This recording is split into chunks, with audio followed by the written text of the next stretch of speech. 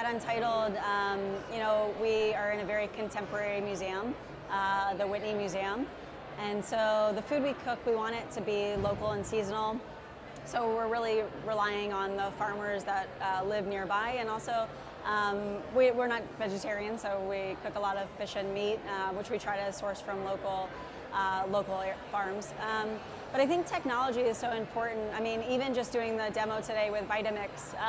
Vitamix is something that I'm using, once every hour, and is pretty much constantly on in our kitchen. And I think that we take that for granted because we're so used to using it. It doesn't feel like technology to us, but I know that most people in their homes don't have Vitamix. So that's one way that we kind of work it into. I think just even the way that we order produce, the way that we source everything, technology plays a big part of it, whether there's apps, there's sites, there's different ways that things are delivered to us now. One cool thing, we're working with Sprouts.io for the expo today, and they have such a cool growing system where you can grow in the restaurant, you can grow at home, and the sprouts are really fresh because they're still in the water, they're still with their roots. And that's what I'm looking for as a chef. I'm looking for my greens to be pristine and fresh, not limp or picked 5 or 6 days ago. So I think technology is really important to being able to put out beautiful plates of food.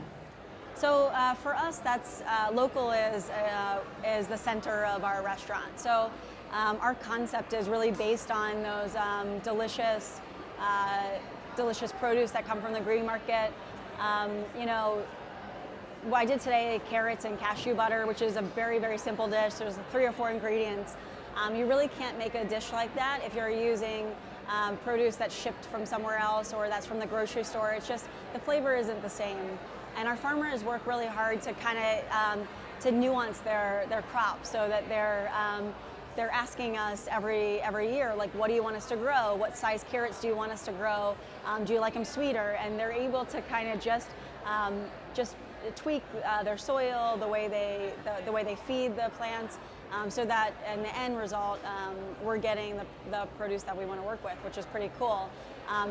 We have that relationship because we work face to face with them, and we see them every week versus just ordering online from somewhere really far away, where they don't really care. You just get the mass commodity product. So I hope so. I hope that more people work with their local farmers. I think it's hard. New York is really set up for that kind of, the farmers come to the market and they have a big supply, and they're able to deliver to restaurants. I think in smaller towns and smaller cities, it's really hard to be able to have those same relationships.